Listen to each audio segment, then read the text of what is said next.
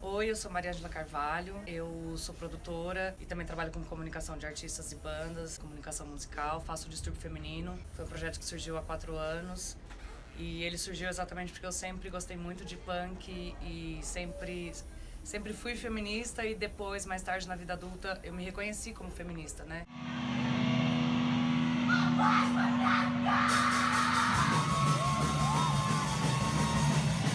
Bom, sobre o distúrbio feminino, ele surgiu num momento que eu também precisava me expressar um pouco mais. Eu tava numas relações de amigos e conexões assim que me abafavam muito, que é uma coisa que acontece com muitas mulheres, né? E eu demorei muito pra perceber isso. E tudo que eu falava pra essa galera assim, sobre punk feminista ou sobre alguma banda antiga de Riot Girl, todo mundo falava pra mim: "Nossa, imagina, você tá fora de moda. Ninguém mais fala disso". E aí teve um momento que eu me senti realmente muito solitária, assim, eu achava que ninguém mais curtia isso. Eu não conhecia meninas que curtiam isso. E eu sempre tive uma relação com rádio, porque eu sou formada em rádio e TV. E aí eu conheci uma rádio que chama Antena Zero, uma web rádio. E eu já tinha um protótipo do distúrbio feminino na minha cabeça, que seria qualquer coisa que fosse voltada à música feita pela mulher, né? Como eu gosto muito de rádio, sempre fiz trabalhos de rádio, conheci a Antena Zero, achei muito legal a proposta. Naquele momento eu vi que era uma oportunidade para transformar o distúrbio feminino em alguma coisa. E foi aí que ele nasceu, tecnicamente, sendo um podcast na Antena Zero. E ele surgiu realmente de uma necessidade e pra mim foi uma surpresa desde o começo, porque eu achava que aquilo era, sei lá, era uma ego trip minha, achar que, né, tipo, ter um programa tocando aquelas músicas que eu gostava, que eram só de mulher. No começo eu achava que era muito segregado, olha que coisa, né? Como que a gente também é pega pelos padrões, né? E o programa começou e teve uma identificação altíssima desde o começo, assim. Muitas mulheres e muitos homens começaram a curtir e acompanhar sempre o programa e isso foi crescendo, crescendo, crescendo. E aí teve um momento que eu vi que ele precisava crescer mais. Foi aí que surgiu o festival, depois Zine, um monte de coisa. Escolher as bandas é sempre um trabalho, assim, porque a gente gosta de muitas coisas, né? E elas estão bem espalhadas pelo Brasil e é muito difícil trazer as bandas de fora pra vir pra tocar em São Paulo, né? Fica muito caro. E as bandas aqui de São Paulo a gente vê sempre, né? Quando o Distúrbio Feminino surgiu com a proposta de ser um festival, sempre na minha cabeça ele teve esse ideal de não ser uma coisa comum. Então, assim, adoro as bandas que tocam todo fim de semana, mas o Distúrbio ele tem uma coisa de trazer algo fora do comum, uma coisa que não tá tocando sempre, que, assim, uma banda boa que não tá sempre tocando, que não tá, né, muito aí nativa, uma coisa mais exclusiva mesmo, né? E a partir desse filtro, nas 3 edições, as coisas foram acontecendo, assim. A primeira edição foi na rua, que foi muito legal, foi numa praça. Foi Traveling Wave, Laburca, o BBGG e Fronte Violeta. Foi muito legal, porque o Laburca e o Traveling Wave são do interior de São Paulo. E eles vêm pra cá com uma certa frequência, mas não tanto, né? Pra eles também foi muito importante ter essa plataforma acolhendo eles como mulheres musicistas, né? Depois, no segundo ano, que foi o ano passado, que foi Trash No Star Framboesas Radioativas, esse surgiu super natural, assim, rolou porque a gente combinou um show da Framboesas Radioativas e aí eu achei que ia ser super legal fazer um show, convidar o Trash No Star pra fazer esse show junto com elas, e eles toparam. E aí deu, alguns dias depois disso, me deu um clique que aquilo deveria ser um festival, né? Porque tinha tudo a ver, era praticamente o distúrbio feminino mesmo fazendo. E aí a ideia cresceu, e aí para esse ano a gente, né, rolou essa oportunidade de ter o show de 20 anos do Dominatrix.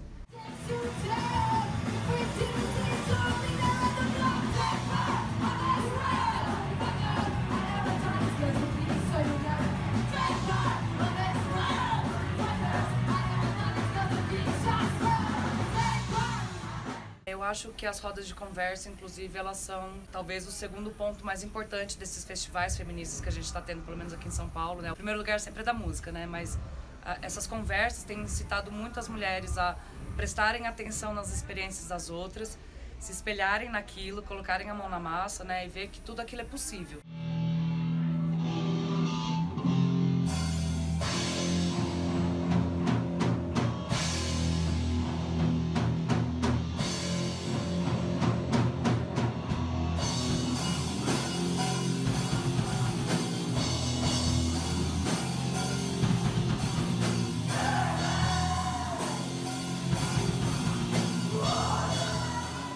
Acho que a grande dificuldade sempre é a grana. No caso do Distúrbio Feminino, ele é um festival independente, né? Todo produtor independente, ele quase sempre ele tem que colocar a mão no bolso para realizar um evento. Com o Distúrbio Feminino nunca foi diferente, mas é aquele tipo de grana que, assim, não é um gasto, é um investimento. Pra mim sempre foi assim. Primeira edição que foi na rua, não tinha como pagar, né? Não tinha público pagante. E aí eu fiz questão de investir mesmo, tipo, porque, né, tinha todo o equipamento para levar pra rua, gerador. Eu sou super contra pedir para as bandas tocarem de graça, então eu ofereci, mesmo que uma merreca, mas ofereci. O primeiro festival foi nessa, né, foi gratuito na rua e tal, um investimento meu, porque eu queria muito fazer aquilo. E aí no segundo, que foi o do ano passado, já foi muito maior, foi aqui na Sicília, onde a gente tá gravando. Já, né, dava para cobrar entrada. E eu sempre muito apreensiva, porque as meninas que vinham de fora, pô, a gente tem que, no mínimo, pagar essa gasolina delas, né, o traslado em si. Querendo ou não, ela sempre dá assim, tipo, R$600, R$700.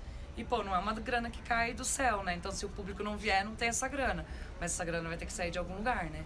Geralmente é o produtor que vai ter que arcar com aquilo, né? É isso que eu falei, as coisas, elas são contínuas, né? Então, tinha um público X no primeiro festival que foi na rua. No segundo festival tinha 2x daquele público, que aí já era um público pagante, que pagou todas as contas. Todas as bandas receberam e vieram, né, empatadas, assim. Desse ano foi um evento maior, com um headliner, né, o Dominatrix, que é uma banda conhecida. Não toca na base da brodagem, né, eu também nunca ofereci que elas tocassem na base da brodagem. Então rolou um cachê, rolou, né, as meninas que vieram de fora, todas ganharam. Charlotte, que tocou aqui, também ganhou. Tiveram custos, né? Pessoas ajudaram e ganharam por isso. Todo mundo que de alguma coisa trabalhou na produção do festival ganhou. No festival desse ano, as contas deram em cima mesmo, assim. Quando eu fechei as contas foi impressionante, porque deu em cima, sobrou tipo R$100 e olhe lá. Assim, impressionante, né? Mas a grande dificuldade é sempre a grana mesmo.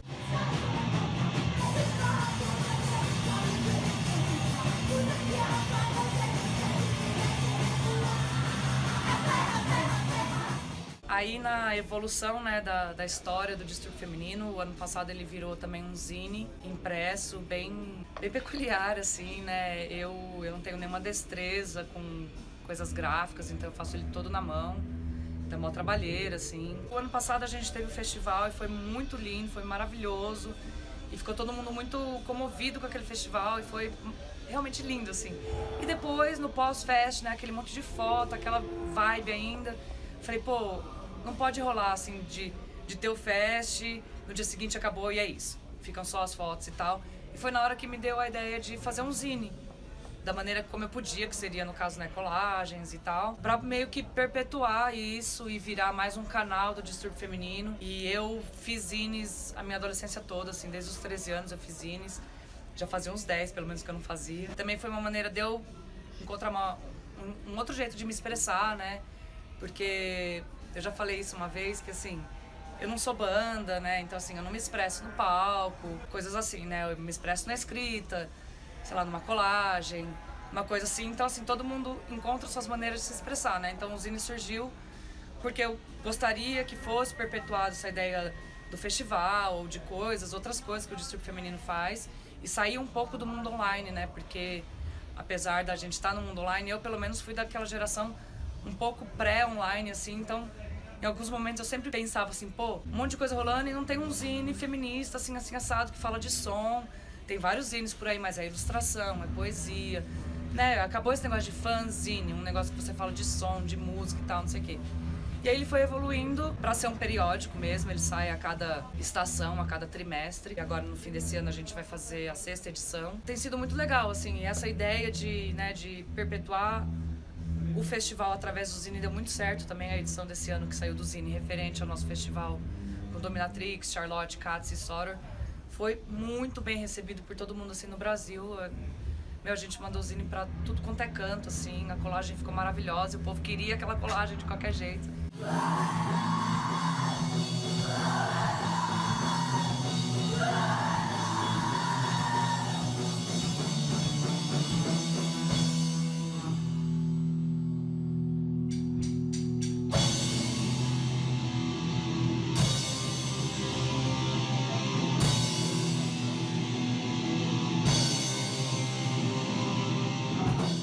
Eu até brinquei esses dias falando assim que o ano que vem eu vou querer arrumar um produtor pra ficar o tempo todo no distúrbio feminino pra eu poder aproveitar o festival, porque é muito legal, né? Isso une muitas pessoas. Pra mim, pessoalmente, quando tem esses outros festivals, eu tenho uma oportunidade de ter uma outra experiência, de ter a experiência do público, que vai lá, se identifica, conhece coisa nova, né? Porque quando você tá fazendo fest, você é o curador daquilo, né? As pessoas estão consumindo o que você colocou, mas quando você é público é o contrário.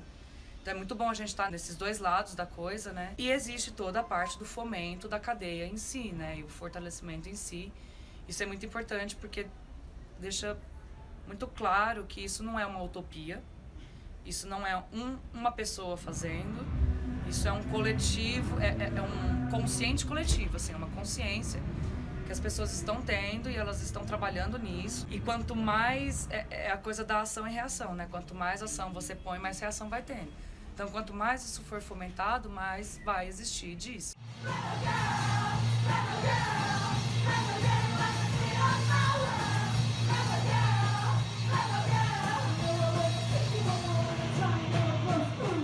Um dia, assim, super do nada, eu vou ouvir Dominatrix, vou ouvir o Girl Gathering. E aí eu não sei porquê, eu fui no Wikipedia e joguei lá Dominatrix pra ler alguma coisa, não sei o quê, e vi que o Girl Gathering tava completando 20 anos, porque ele foi lançado em 97, né?